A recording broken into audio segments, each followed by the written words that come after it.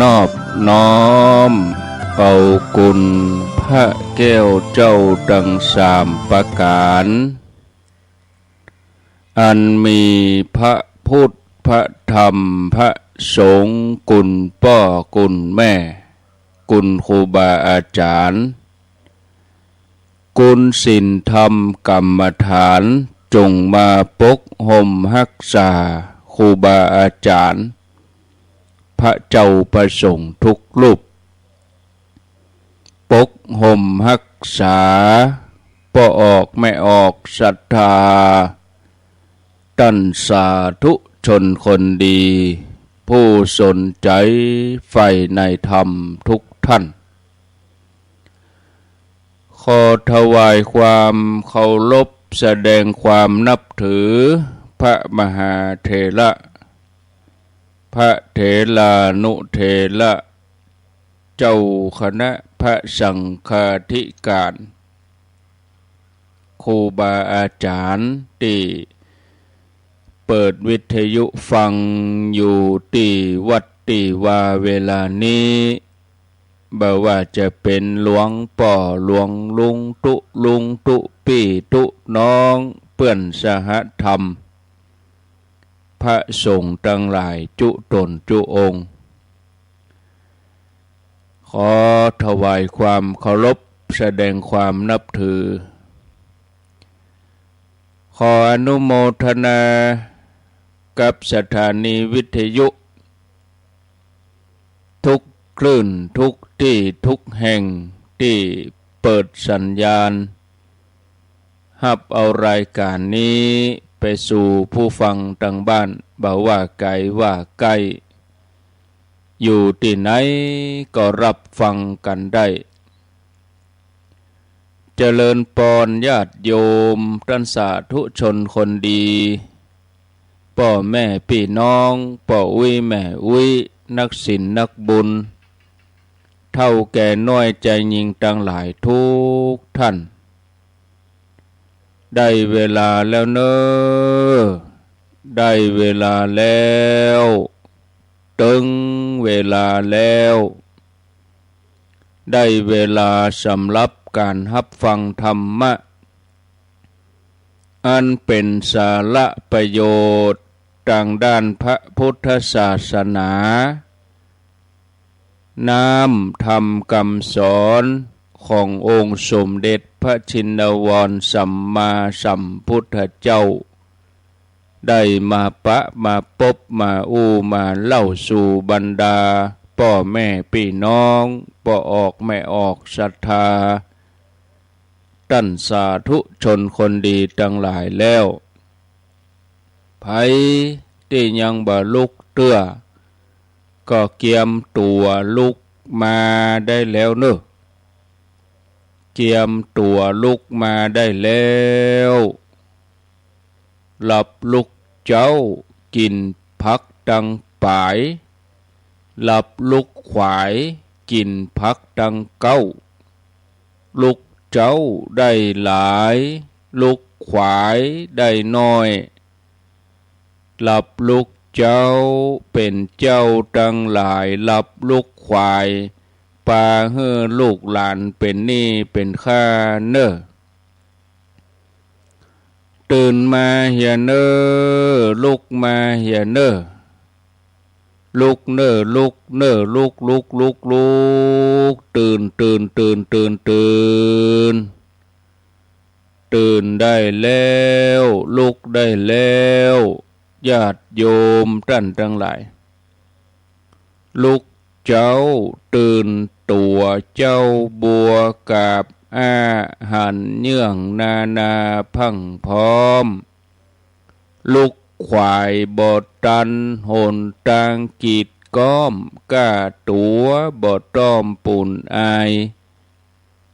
จุงเก่งเข้าไว้อย่าไปฮื้อขวายต่อหน้าสบายจำไว้เนิ่อเจ้าจำไว้เนิ่อเจ้าอรุณสวัสดิ์ธรรมะสวัสดีสวัสดียามเจ้าญาติโยมท่านผู้ฟังทั้งหลาย ยินดีต้อนรับเข้าสู่รุ่งอรุณวันใหม่ประกันเจ้านี้เป็นเจ้าของวันพัดวันพฤหัสบดี18มิถุนายนพุทธศักราช2569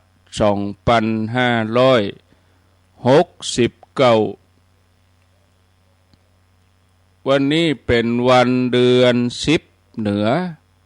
ขึ้น4ค่ำเดือน8ใต้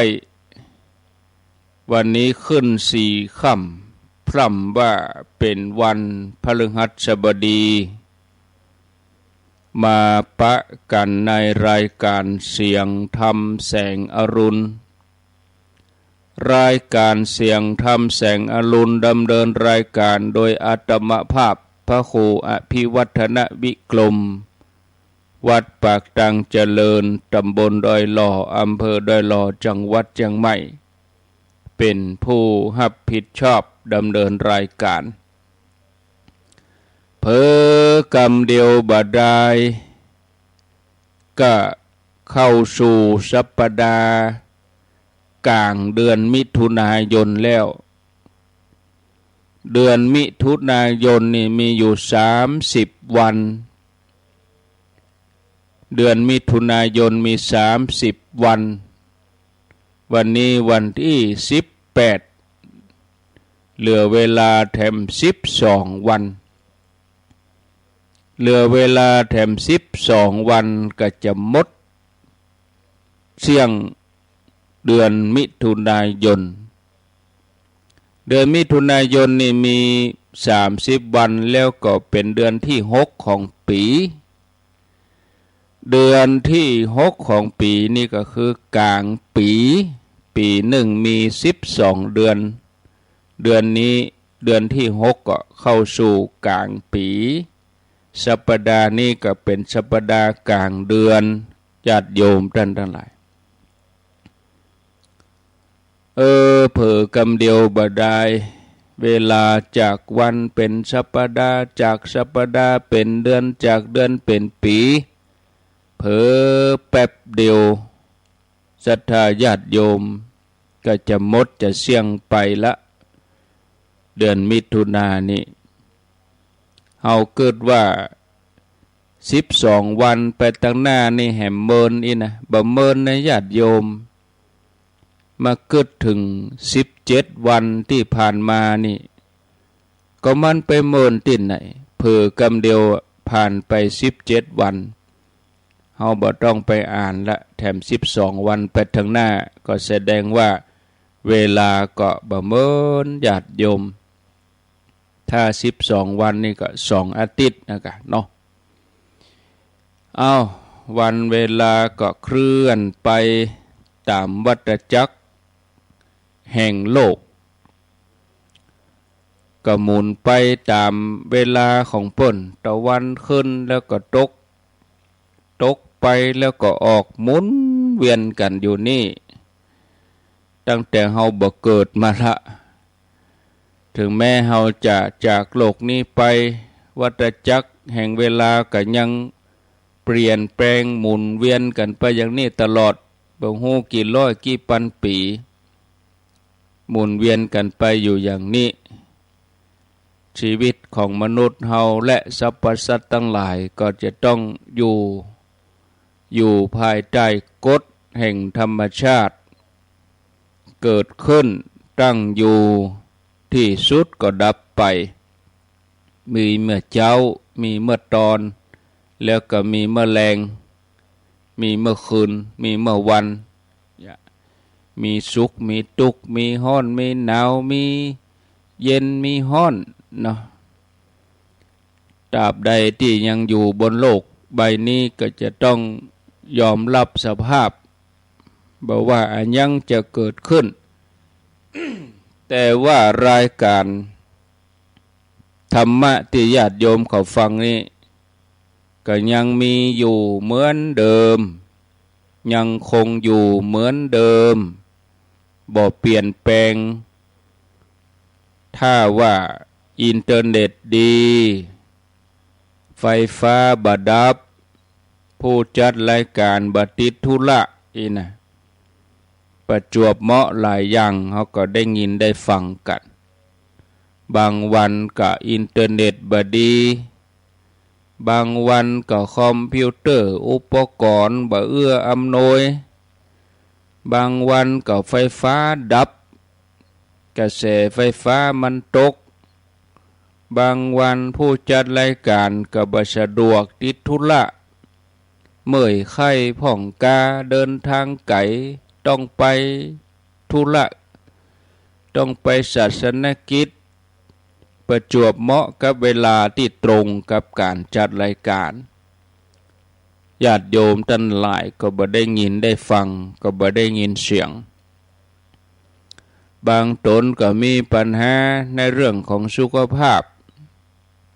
ญาติโยมบ่ได้ยินวันสองวันก็ถามหาเรียกร้องห้องถามมันเป็นธรรมชาติมันเป็นธรรมดาคนเฮาที่เคยได้ยินได้ฟังกันวันใดวันหนึ่งบ่ได้ยินได้ฟังก็จะต้องถามไทยมันเป็นความห่วงใยก็แสดงว่าญาติโยมนั้นเป็นผู้ที่ติดตามแท้จริงก็ต้องขอบคุณอนุโมทนาบุญด้วยมาปะกันแล้วบ่ฮือได้ขาดแคลวเสียเวลาก่อนอื่นต้องอนุโมทนากับญาติโยมที่อุปถัมภ์รายการต้นเดือนก็เป่าอ่านกลางเดือนก็มาเป่าอ่านแล้วก็สิ้นเดือนก็มาเป่าอ่านเหตุกรรมเอา3เวลานี้3ช่วงอนุโมทนากับแม่จันรันไสแม่เดือนเพ็ญทิมบางแล้วก็แม่อมราวงแบนแม่ครูเกษณีชัยเทพแม่ครูจงรักนาวาจักแม่สุธาทิพย์คมไพลีแม่สรินทิพย์บุญเลิศแล้วก็โยมกนกพิษชัยนาแม่ครูเกียงศรีพรหมเสนร้อยตำรวจตรีสุจักรพรหมเสนพร้อมครอบครัวแล้วก็มีญาติโยมแถมหลายคนหลายท่านดังรายชื่อที่จะอ่านในใต้รายการถ้าว่าเวลาพอแล้วก็ถ้ามันตันก็จะอ่านมีนี่แหมปึกดึงสะสมไว้ติดแล้วก็บ่ได้อ่านก็จะอ่านติดนี้ส่วนรายการอาตมานั้นก็ติดหนึ่งก็จะเหลือ2เจ้าเนอะให้ญาติโยมหมู่เฮาทั้งหลายได้เข้าใจวันพุธที่เคยได้ยินก็ลดเวลาไปเรื่องสุขภาพพ่องเรื่องของเวลาที่จะจัดแจงให้ครูบาอาจารย์ตนอื่นรูปอื่นพ่องหลายๆอย่างถ้าเขาจะเมาเอาคนเดียวหมดก็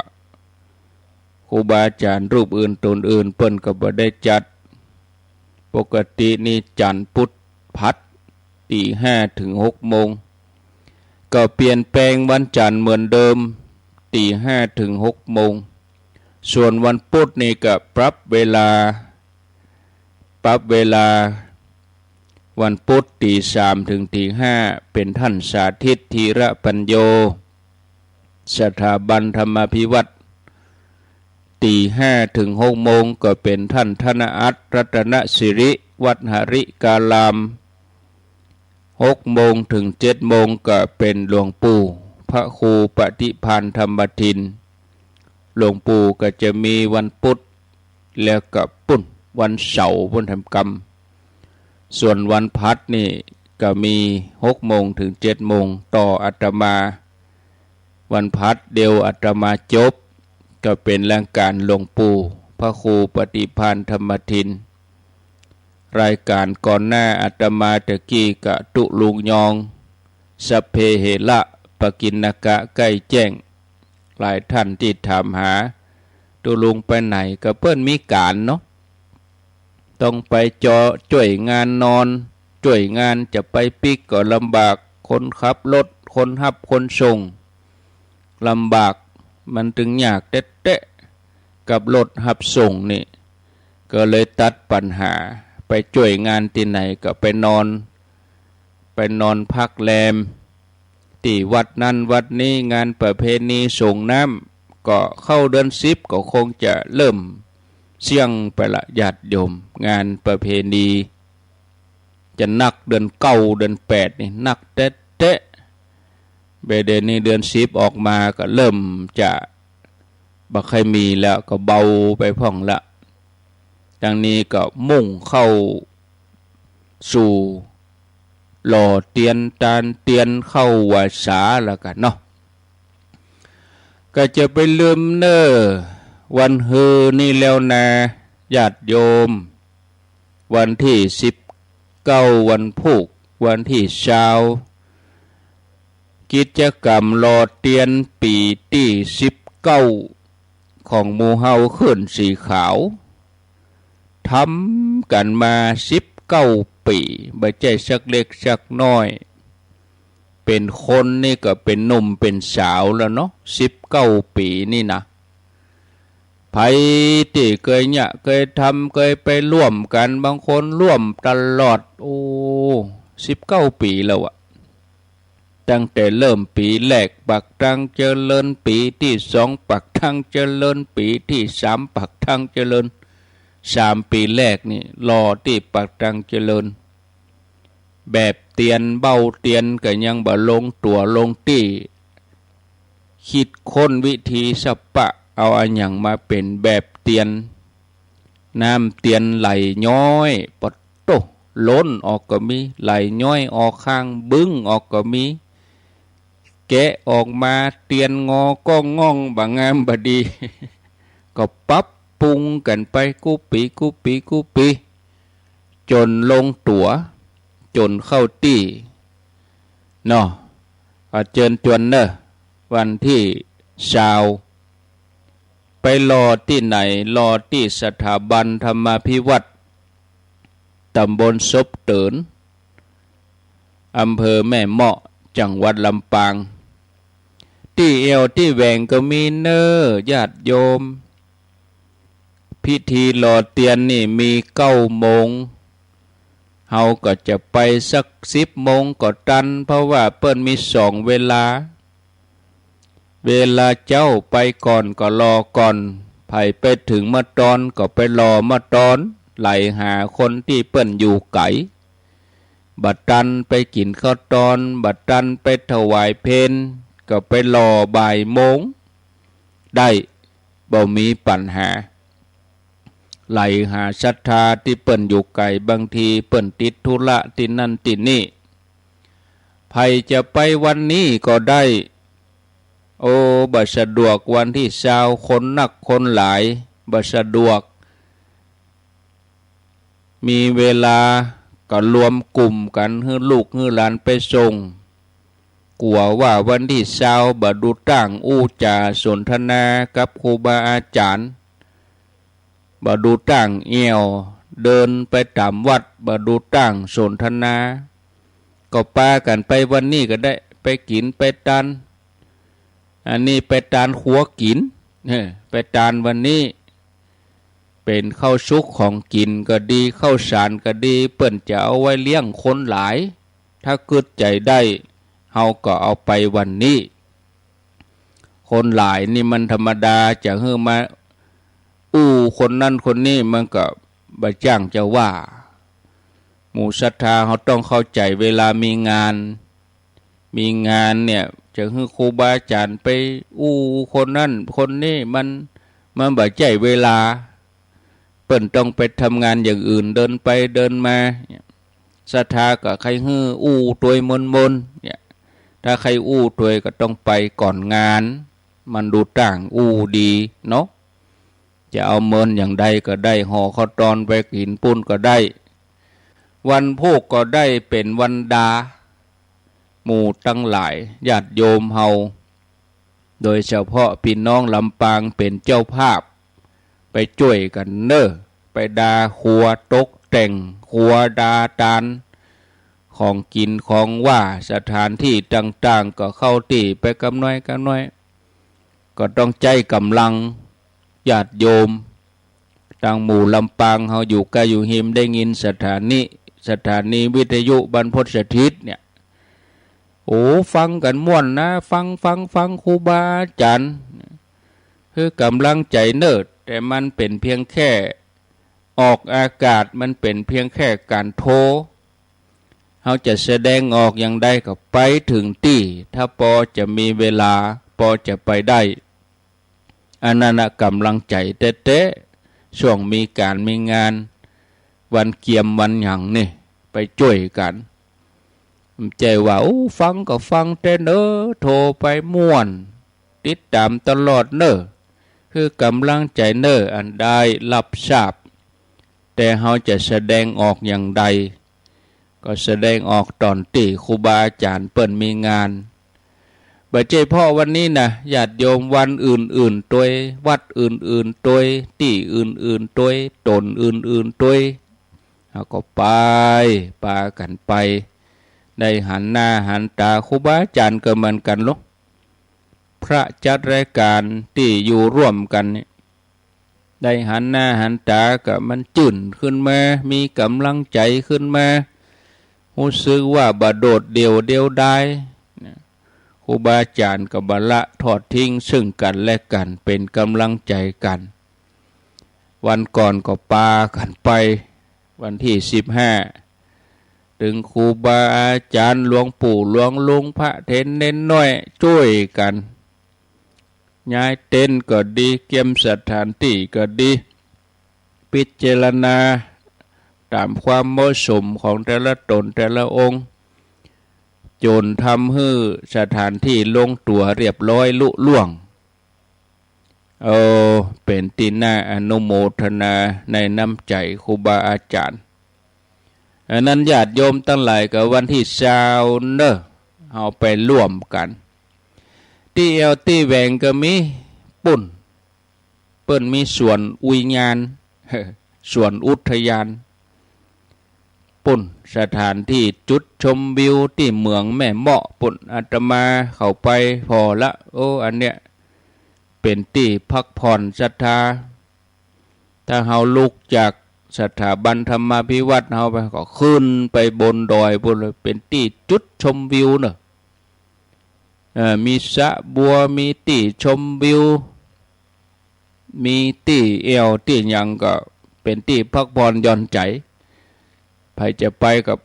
พ่อเอาที่บอกว่าเปิ้นว่าทุ่งบัวตอง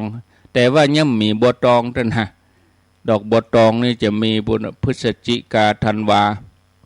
หน้านี้ก็ไปดูจุดชมวิวกันเนาะสถานที่ร่มเย็นที่พักผ่อนหย่อนใจอันนั้นเป็นที่เอวเป็นที่เปลี่ยนอารมณ์เนาะกิจกรรมวันที่20นี่ก็จะเริ่มต้นตั้งแต่8 โมง 9 โมงเป็นต้นไปเพื่อจะมีซอมีหยังมีการแสดงศรัทธาเฮาก็ไปหล่อเตียนไปปูจาเตียนเอาไปหล่อที่หั่นที่สถาบันธรรมาภิวัตน์นะปูจาเสร็จแล้วก็เอาไปใส่หม้อต้มตักไปใส่ไปหล่อที่แบบเบาป่นไว้หั่นไปหายไปหอมเตียนนี่จะมีหลายเล่มเนอะแต่จุดประสงค์แต่นี่ก็คือ9 เล่มนี่เขาเอาไปอีสานแถม5 เล่มนี่เขาเอาไปตาลที่บนยอดดอยอินทนนท์พุ่นยอดดอยอินทนนท์นี่บดตาลวันที่21 กรกฎาก็เปลี่ยนกันสลับตัวเลข12 กรกฎาที่วัดห้วยงูใน21ก็ไปอินทนนท์คนที่ไปไก่เบาได้ไปอีสานมันบน2-3 วันต้องไปนอนแฮมบัดสะดวกเดินทางไก่คนที่บัดสะดวกเดินทางไก่บัดสามารถจะไปตานอีสานไปตานโดยเปิ้นบ่ได้ละกะเฮาก็ไปตาน2 ที่มีตัวเลือกไปตานเมืองฝางวันที่12 กรกฎาเปิ้นจะมีงานพิธียกยอดชัดเจดีย์ ยกยอดชัดเจดีย์ที่คณะลูกศิษย์ลูกหาหลวงปู่ทองคุณแม่จันฟองกิ่วแก้วพร้อมลูกหลานเปิ้นได้สร้างเป็นตาลในพระพุทธศาสนาวันที่12 กรกฎาคมยกยอดชัดที่วัดห้วยงูในลวดตาลเตียนพรรษาเอาตาลฮือไผก็ตาลฮือครูบาอาจารย์ที่จัดรายการทุกตนเนี่ยตาลสังฆะที่เปิ้นมาในงานศรัทธาเฮาที่ไปไก่บ่ไหวก็ไล่หากันมีตังเลือกคืออันนี้เฮาไปตาลที่ห้วยงูในวันที่12 กรกฎาคมแล้วก็วันที่21 กรกฎาคมหมู่ตังแม่แจ่มหมู่ตังดอยหล่อจอมตองเวียงหนองล่องป่าช้างบ้านห้องละปูนเชียงใหม่หรือลำปางหรือแป่น่านเชียงไฮ้เนาะวันที่21 กรกฎาคมนี่ไผพลาดงานตาลเตียน12ที่ห้วยงูในก็มาตาลวันที่21อันนั้นตาลไว้ที่ปุ่นที่สูงสุดของประเทศไทยบนยอดดอยอินทนนท์นอกจากจะตาลเตียนแล้ววันที่21นั่นเปิ้นจะมีการติ้วปูนเด้อติ้วปูนคนคู่เหมือนเฮาเนี่ยเฮาทำกันที่ดอยนางแก้วเข้าแถวเรียงรายกองทัพมดกองทัพงูเห่าติ้วปูนกันคนน้อยคนน้อยเปิ้นจะเทฐานที่จะสร้างพระธาตุองค์ที่3บนยอดดอยอินทนนท์วันที่21 กรกฎาคมเริ่มเวลา 9 โมงเป็นต้นไปพิธีส่งถวายเตียนฉันเพลกินข้าวตอนแล้วก็ติ้วปูนกันเนาะเชิญชวนเนอะหมู่เฮาที่เฮาไปงานข่าวก่อนพิธีสูดถอนพิธีตันผ้าป่าบัดนี้เปิ้นจะเริ่มสร้างแล้วตอกเสาเข็มแล้วก็วันที่21เปิ้นจะเทฐานหมู่เฮาทั้งหลายเปิ้นอยากจะฮื้อมีส่วนร่วมก็คือติวปุนคนคุยื่นฮื้อกันครั้งหนึ่งในชีวิตมีโอกาสได้ร่วมสร้างพระธาตุเจดีย์บนยอดดอยอินทนนท์พุ่นได้ติวปูนก็เปิ้นเหี่ยคุก็ดีใจแล้วจะได้เป็นเรื่องราวไปเล่าให้ลูกให้หลานเชิญชวนเนอวันที่21 เดือนแน่กรกฎาคมปุ่นนะไม่ใช่เดือนนี้เดี๋ยวจะไปจำสับสนมาว่าก็กลัวว่าจะลืมกันว่าจะลืมเนาะพอเวลาก็เลยไปถึงกึ่งชั่วโมงละโดกะอู้จั่วหัวอู้เรื่องงานอันนี้ยังบ่ได้ลงรายละเอียดที่เขาจะไปอีสานเตื้อรายละเอียดที่จะไปอีสานนั่นคือไปฟังวันที่คณะใดกลุ่มใดที่จะไปก็คือไปแจ้งวันที่คณะใดกลุ่มใดที่บ่ได้ไปวันที่ก็ก้อยทยอยโทรมาหลังวันที่อาตมาถึงจะฮับลงชื่อแต่ละคณะที่แจ้งที่บอกก่อนหน้านั้นยังบ่รับเตื้อเพราะว่ามีเข้าออกพ่องก็ถอนพ่องก็แจ้งไปแล้วมาบอกโอ้ผมได้ไปแล้วเนอะอย่ามันถึงมีหรอญาติโยมรถกันนั้นจะไปเนอะหูข่าวว่าเปิ้นประกาศทางวิทยุโอ้จะไปก็ไปเห็นบาเดียวเนี่ยกลัวจะบัดตันเปิ้นถึงเมินเข้ามันจึงมีลูกโอ้มไปละมันจึงมีมันเป็นธรรมชาติคนเฮากิจธุระต่างกันอาตมาก็เลยว่าบ่รับอย่างเตื้อหลังวันที่พุ่นก่อนบางคนนี่โทรมาเหตุแต่โนโทรมาเหตุแต่แล้วก็จำกัดรถเพียงแค่40กันต่ออันนะเพียงแค่40กันต่ออันเบเดนี่ข้าวนี่มี25กันแล้วนะ ข้าวๆนะแต่บ่เป็นทางการเตื้อหลังวันที่20หลังจากรอเตียนแล้วถึงก้อยรับจำนวนรับแจ้งวันนี้วันพุกยังบ่ต้องโทรมาแจ้งโทรมากวนหัวเถื่อมุ่งที่รอเตียนอย่างเดียวพังรายละเอียดก็ไปฟังวันรอเตียนหั่นจะเนี่ยจะใดจะตานที่ไหนไปจังวัดอย่างจะไปเนี่ยไปอย่างใดคนเฮาบางทีจะไปอย่างเดียวแต่บ่ฮู้รายละเอียดมันก็ยากก็เลยลำบาก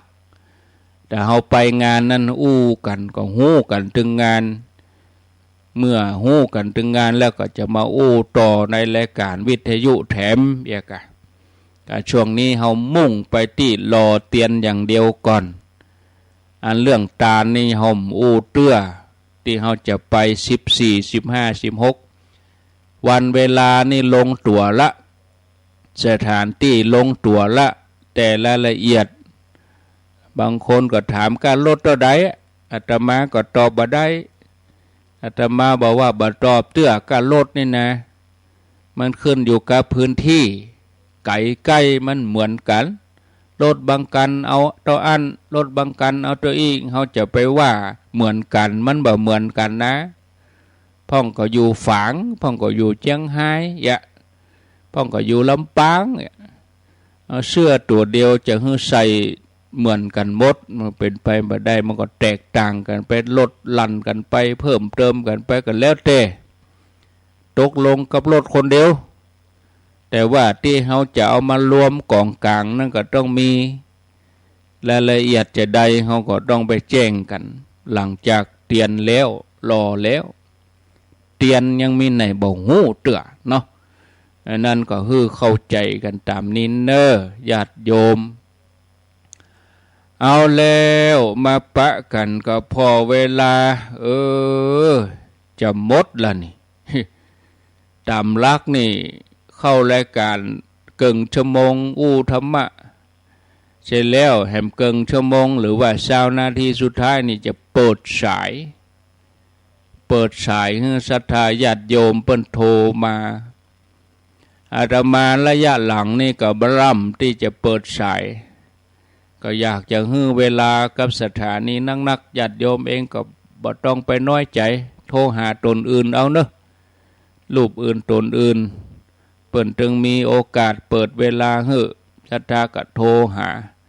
อาตมานี่จัดรายการหมดแล้วครูบาอาจารย์ที่เปิ้นจัดรายการใหม่ๆนี่ก็อยากจะให้เปิ้นได้อู้จากับศรัทธาอยากให้เปิ้นได้ฮู้จักศรัทธาได้ฮู้จักตัวตั้นทั้งหลายนั่นตัวเปิ้นมีเวลาให้ศรัทธาอาตมานี่จัดรายการเบิ่นแล้วก็บ่ล่ำได้เปิดสายให้ศรัทธาญาติโยมว่าจะเล่าเรื่องต่อความเดิมตอนที่แล้วก็ญาติโยมก็คงจะลืมไปแล้วมันบ่ต่อเนื่องแต่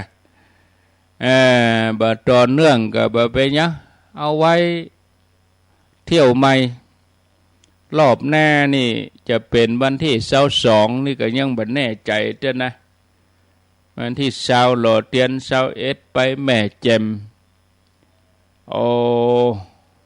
ต่อไปถึงสิ้นเดือนพุ่นนี่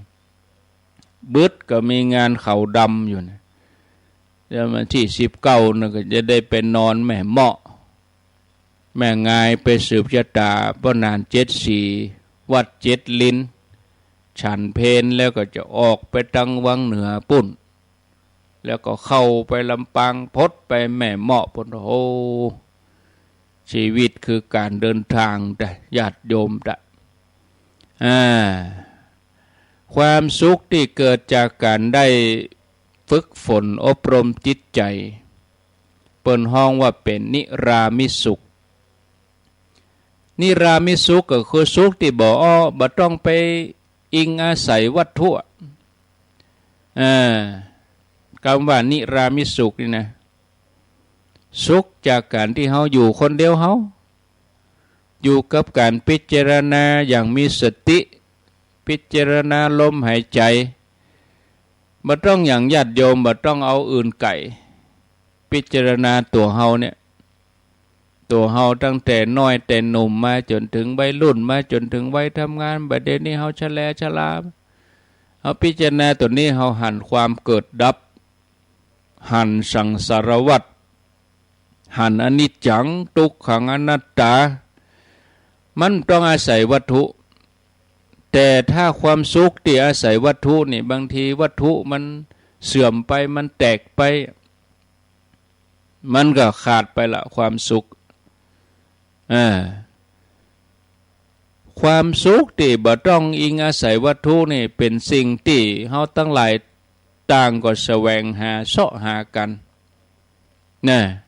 แต่มันน้อยคนนะที่จะสมใจเพราะว่าบ่ฮู้วิธีปฏิบัติเมื่อปฏิบัติบ่ถูกวิธีมันก็เข้าบ่ถึงก็อย่างเฮาทำข้อสอบนะคำถามเปิ้นมาอย่างอี้เฮาตอบบ่ตามที่เปิ้นถามมันก็บ่ถูกเนาะค่าแจรถก็เหมือนกันค่าแจบ้านก็เหมือนกันมันคนละประเภทค่าแจบ่ใจของมันก็ไขบ่ได้วิธีปฏิบัติก็เหมือนกันเฮาบ่ฮู้วิธีปฏิบัติมันก็บ่เข้าถึงญาติโยมเมื่อเข้าบ่ถึงบางคนก็ว่าบ่มีบาปบุญกุศลมันบ่มีเพราะตัวเองปฏิบัติเข้าบ่ถึงก็เลยบ่เชื่อบาปบุญคุณโทษบ่เชื่อสวรรค์เชื่อนรกเนี่ยเมื่อเข้าบ่ถึงก็เสาะหาสุขจากวัตถุเอาความสุขอย่างอื่นมาทดแทนกินเล่นเต้นลำแอวแหวงเที่ยวเตรเสพยาเสพติดเสาะหาความสุขประเภทนี้มาแทนเนี่ยเป็นความสุขที่เกิดจากการอิงวัตถุความสุขที่อิงวัตถุนี่มันเป็นความสุขที่มันบ่เที่ยงแท้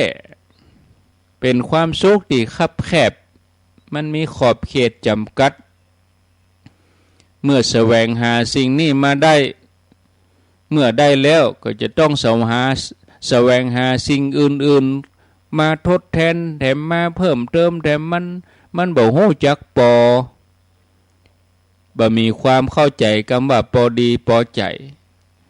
นะทีนี้ก็เมื่อบ่มีความพอดีพอใจมันก็ต้องไปเบียดเบียนธรรมชาติเบียดเบียนมนุษย์ด้วยกันเบียดเบียนสรรพสัตว์ทั้งหลายเบียดเบียนธรรมชาติอย่างคนเฮาตัดป่าตัดต้นไม้ตัดป่ากับถึงเวลาก็ต้องการธรรมชาติเอาต้นไม้มาปลูกในบ้านเอาต้นไม้มาปลูกสวนปลูกจัดสวนจัดอย่างเพื่อต้องการธรรมชาติมันเป็นการแต่งโดยมนุษย์มันไม่ได้เกิดขึ้นเองแล้วสิ่งที่เกิดขึ้นเองโดยธรรมชาติเขาก็ปากันไปทำลายใครหันน้ำตกบ่เดียวบ่มีน้ำตกแล้วมันแห้งเพราะว่าต้นไม้ใหญ่ป่าถูกทำลายมนุษย์เขาก็ไปแปลงน้ำตกจำลองเอาต้นไม้ใหญ่ต้นไม้นี่งามดีก็กลายเป็นสินค้าไปตีมูลค่าเข้ามาก็เอามาแต่งมาแปลงโอ้ธรรมชาติชอบแต่เนออันที่ธรรมชาติสร้างจริงๆธรรมชาติแต่นี่เฮาบ่ช่วยกันรักษาเอาไปเอามาก็แสวงหาความสงบแปลงน้ำตกเอาใดมาสูบน้ำตกโซจ่าเอาต้นไม้มาปลูกเสียงนกเสียงหยังก็อัดเสียงเอาใส่ลำโพงเอาเนี่ยที่เขาจะต้องไปดื่มด่ำเสพกับธรรมชาติแต่รสแห่งธรรมชาติแต่นี่เขากับทำลายกันเบียดเบียนกันอันนี้คือเบียดเบียนธรรมชาติเบียดเบียนมนุษย์เดียวกันก็หันข้าวแล้วใครถึงวันน่ะชกชิงบิ่งเล่าจี้ป้นเอาชีวิตไปแลกออกข่าวแต่ว่าวันซืนประทุษร้ายจึงกันและกัน คนขับรถมอเตอร์ไซค์รับจ้างเปิ้นฮ้องว่าวินวินมอเตอร์ไซค์คือคนขับรถเครื่องรับจ้างเอาชีวิตมาแลกกับเงิน60 บาทตกลงกัน120คุณตำรวจตชด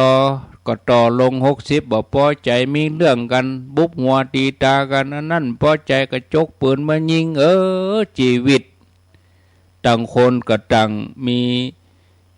การมีงานต่างคนก็ต่างทำงานกันอยู่คนละที่ละตังอันนั้นเป็นตำรวจอยู่แหมที่อันนี้เป็น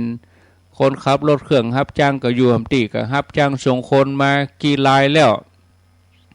ต่างคนก็ต่างมีลูกมีหลานมีครอบครัวอารมณ์ชั่ววูบไปเตะไปถีบอันนั้นก็โมโหมีอาวุธในมือแล้วเรียบร้อยจบชีวิต60 บาทนะญาติโยมทั้งหลายอันนี้เขาขาดสติเนาะก็เบียดเบียนกันนี้เขามาหันข่าวแต่ละอย่างพอเขาไปเสพเรื่องของอิงอาศัยวัตถุทั้งนั้นท่านผู้ฟังญาติโยมท่านสาธุชนทั้งหลายถ้าเขาจะเอานิรามิสุขคือความสุขที่บ่ต้องอิงวัตถุคือความสุขที่อยู่กับลมหายใจตัวเองที่ทำมาหากินเขาก็ทำไปเอาพออยู่พอกินได้บ่เบียดเบียนไผบ่ชกชิงวิ่งเล่าบ่ลักจี้ปล้นมีตัวอย่างปรากฏในพระไตรปิฎกเหมือนกันในพระไตรปิฎกในพุทธศาสนาผลของการได้ผลของการได้เสียสละการจัดว่าคนใดนักน้อยมีศรัทธานักมีศรัทธาน้อยนี่เปิ้นบ่ได้วัดกันที่ปริมาณของวัตถุเปิ้นวัดกันที่ว่าแล้วจิตใจนั้นสละเพียงใดว่าจังน้ำหนักด้านนี้คือว่าขจัดความตระหนี่ในใจ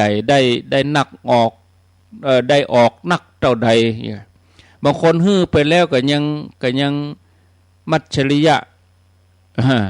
ความตระหนี่ยังมีอยู่หันน้อยมันเป็นยางเหนียวลูกมันบอกค่อยพุทธ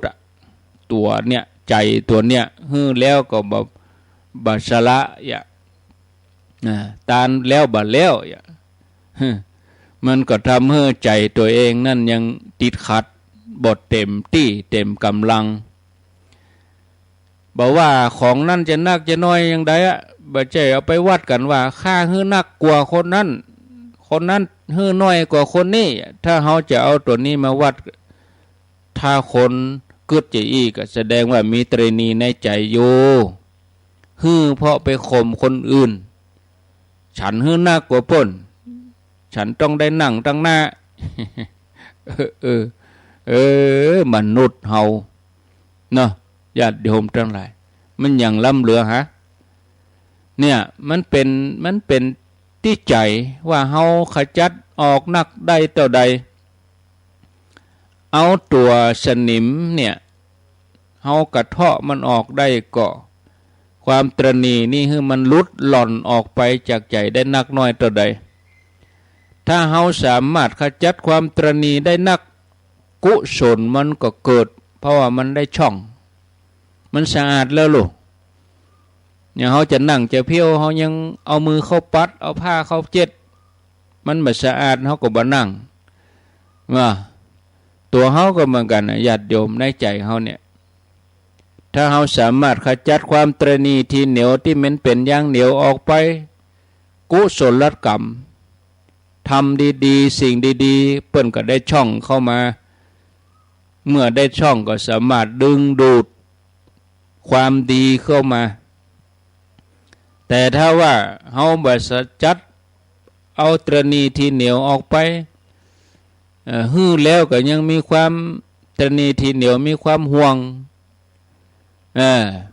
มันกุศลมันก็บ่ได้ห้อมมันปิดกั้นไปเลยปิดกั้นกุศลไปเลยตัวนี้เปิ้นฮ้องว่าตัว กิเลสอย่างหนึ่งเหมือนนะมันมาปิดกั้นนะถ้าเฮาปฏิบัติธรรมในเปิ้นห้องวัดตัวนิวรณ์หรอกถ้าฮื้อนักถ้าคนอื่นตัวใจก็เกิดอย่างเปิ้นห้องวัดความพอใจฉันทะเกิดพอใจถ้าว่าฮื้อแล้วก็คนอื่นบ่ตัวตามใจเอาละเกิดความพอใจบ่พอใจมันเกิดขึ้นมันก็เป็นนิวรณ์ขวางกั้นในการทำความดีกุศลอันอื่นๆเปิ้นก็บลังไหลเข้ามาในใจบ่สามารถจะดึงดูดสิ่งดีๆเข้ามาได้แต่ถ้าเฮาแปลงใจได้กุศลมีนักเพื่อก็ดึงดูดสิ่งอื่นเข้ามาปรากฏในพระไตรปิฎกผลแห่งการฮื้อนี่สามารถเปลี่ยนแปลงชีวิตเปลี่ยนแปลงจิตใจได้อย่างอัศจรรย์บ่ว่าภพนี้ภพหน้าโดยเฉพาะโพธิสัตว์เจ้านี่พระพุทธเจ้าของเฮานี่ถ้าเพิ่นบ่ได้ปั่มเป่งบารมีเพิ่นก็บ่ได้มาตรัสรู้เป็นพระพุทธเจ้าว่ะมันบ่ใช่วันนี้วันๆนะญาติโยมมันสั่งสมกันมาบ่ฮู้กี่ร้อยปีพันปีบ่ฮู้กี่ภพกี่ชาติคนเฮาก็เหมือนกันกว่าจะได้มาปะมาพบมากินมาทานได้ฮู้ได้ฟังกันได้อยู่ร่วมกินทานด้วยกันมันบ่ใช่วันนี้วันๆญาติโยมเนาะมันต้องหลายภพหลายชาติพุ่นน่ะได้มาใจกรรมใจเวรกันโพธิสัตว์เจ้าก็เหมือนกันน่ะเปิ้นปฏิบัติเส้นทางนี้เพราะบอกว่าเปิ้นจะเกิดเป็นหยังเป็นพญาเจ้าเมืองกษัตริย์เป็นเศรษฐีขหบดีเกิดเป็นสัพพะญาติโยมบางชาติก็เสวยเป็นสัตว์เดรัจฉานก็มีเสวยเป็นแปะเป็นงัวเสวยชาติเป็นลิงมีนะบางชาติของพระริษัทเจ้าเฮานี่แต่เฮาได้ศึกษานะแต่เปิ้นก็ยังปั่มเป่งบารมีบ่ข้อใดก็ข้อหนึ่งเพราะถือว่า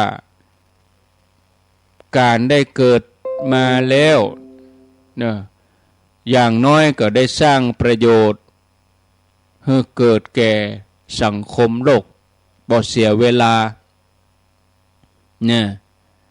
เกิดประโยชน์ต่อเจ้าโลกเกิดประโยชน์ต่อสรรพสัตว์ทั้งหลายเพราะถือว่าเปรียบเทียบเปิ้นเปรียบเทียบว่าแม่น้ำทุกสาย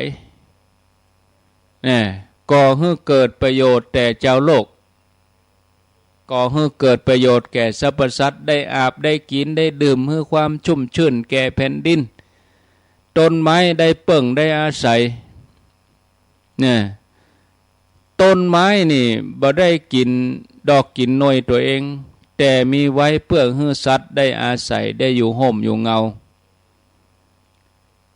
ญาติโยมทั้งหลายคุณงามความดีก็เหมือนกันเฮาได้ญาติได้ทำก็เพื่อจะแผ่ขยายให้คนทั้งหลายได้หันให้คนทั้งหลายได้ฮู้ให้คนทั้งหลายได้เจริญหอยตามให้ได้ประพฤติปฏิบัติที่เฮาทั้งหลายเนี่ยทำกันเนี่ยครูบาอาจารย์จวนชะตาญาติโยมไปตานที่หั่นที่นี่ไปทำบุญที่นั่นที่นี่ก็เพื่อจะเป็นแบบอย่างให้คนรุ่นต่อไปได้เนี่ยได้ทำได้เจริญหอยตามนี่เฮาทำดีกว่าเฮาบ่เนี่ยทำมาอย่างไรเลยนะญาติโยมนะอาลันเนอพอละเนาะที่จริงก็มีเรื่องราวจะมาเล่าเป็นตัวอย่างแหมนักอยู่จะอ่านชื่อเฮาก่อนนี่ครั้งแหม7-8 นาทีจะตันกับบ่ตันบ่ฮู้เนอตันกับบ่ตันบ่ฮู้นะถ้าตันก็จบถ้าบ่ตันก็ค่อยเอาไว้รอบหน้าแม่วันนาเทศนำเนอะบ้านแม่ห้องไข่ปะกันที่วัดแม่ห้องไข่ร่วมทำบุญมา100 บาทแล้วก็มีนางกัญญาจานะ บ้านตุ่งเซล100 บาทแม่รจนาคำพีระภัยบ้านต้นแหนหลวงบำทำบุญมา100 บาทนายคำตันนางน้อยสุขใสบ้านปากตังสามัคคี100 บาทนางอัมพรสุตานนท์บ้านเวียงทอง200 บาทป่อคำปันแม่กาหลงเฟื่องอุยน้ำบ่อหลวงก็ได้บ่ได้เขียนแม่แก้วมาปวงคำต้นแห่นน้อย200 บาทนายยงยุทธนางสิริพรคงเจริญพรกันยังได้หมดบ้านกิ่วแลน้อยแม่บุญสืบโปทายะกิ่วแลน้อย100 บาทนายทวัฒนางรัชนีสิทธิวังบ้านอย่างบ่เขียนเด้อทำบุญมา100 บาทป้อประมวลนางคำน้อยสุใจคำ50 บาทป้อตาลแม่สีวันแสงคำพร้อมลูกหลาน100 บาทอันนี้ตั้งเมื่อเกิงเดือนตีแล้วเด้อ30 พฤษภาหม่อนห้วยแก้วแล้วเนี่ยนายอย่างนี้เดียวกันเนอะนายกับแก้วทองต้นบ้านต้นแก้วน้ำบ่อหลวง40 บาทนางสุชาดานางสาวกรณิกาจารุพรบ้านชายมูล100 บาทอาจารย์จุรีปทุมวัน100 บาทนางพันนิตราพรหมมิน1,000 บาทแม่ขันแก้วดวงศิริอาริยาหานวิริยะกิติชัยอยู่อุมงละปุนร่วมทำบุญ200 บาทป้ออย่างนี้เดี๋ยวกันป้อเบิ่มแม่พรบวกก้างสันกำแพงแม่ดวงมาลัยปัญโยสันเข้าแคบกลางตะได้บ่ได้เขียนนายกว้างนางเดือนจอดจันพร้อมครอบครัวปากตังเจริญ200 บาทร่วมทำบุญหล่อเตียนแม่ทองเครือชัยคันธานายสุรชาตินางวาสนาอุปป้อบ้านนาบอนอำเภอเสริมงามจังหวัดลำปาง200 บาทแม่เกียงคำสุภามูลถ้าได้เขียนบ้านยังได้เขียนแม่บัวลันจำปาอิ่มบ้านบวกก้างสันกำแพง500 บาทป่อบุญธรรมแม่รัตนาสังคำฟั่นโป่งหนอง100 บาทแม่กายทาอุปรง100 บาทคุณคำดิบกันทะวงแม่คำดิบแก้วพรหมทะบ้านสีเวียงทอง100 บาทนางสุจินอภิวงศ์เวียงป่าเป้า200 บาทเปิ้นทำบุญมานี่อนุโมทนาปะกันที่ไหนนี่แม่ของไข่กันนี่แม่ยอดวงโปธาโป่งเทวี40 บาทแม่บัวพัดกองสีสันเข้าแคบกลางตะได้เขียนแม่พรชัยอินโป่งเทวี100แม่จุมปากันทวงโป่งเทวี100เหลือแถม2 นาทีจะตันอยู่เนอะ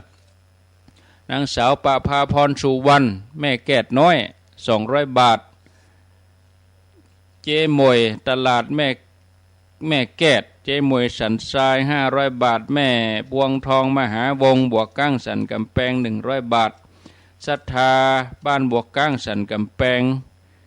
ป้าวันใจอ้อยบวกก้าง200 บาทป่อพันปินตาสาบวกก้างสันกำแพงในสมัยเครือวันอุปสงค์บวกก้างแม่จันจรัสแจ่มกระจ่าง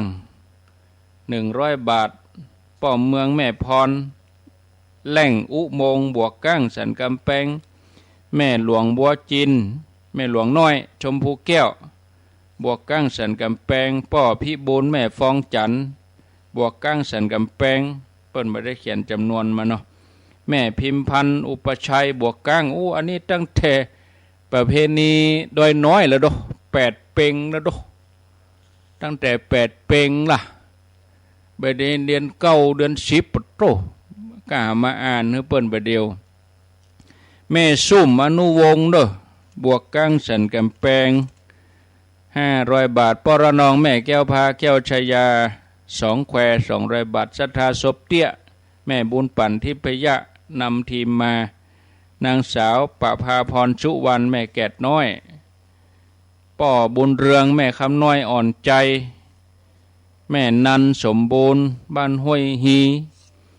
แม่มณีสมบูรณ์บ้านห้วยฮีแม่ศรีวันเป่งป้อทำบุญทั่วไปสันสลีเอาจบพอดีหลวงปู่เปิ้นท่าหันละเอาปอนเหี่ยก่อนสัพพิติโยวิวัตชันตุสัพพะโลโกวินัสสันตุมาเตภวัตวันตรายโยสุขีทีคายุโกภวะอภิวาทนาสีริสนิจจังอุทาปจายโนจัตตาโลธรรมาวาทันติอายุวันโนสุขังปะลังเอาละลากันก่อนฟังรายการหลวงปู่พระครูปฏิพันธ์ธรรมทินต่ออาตมาลาสัทธาเตอิเจริญปอน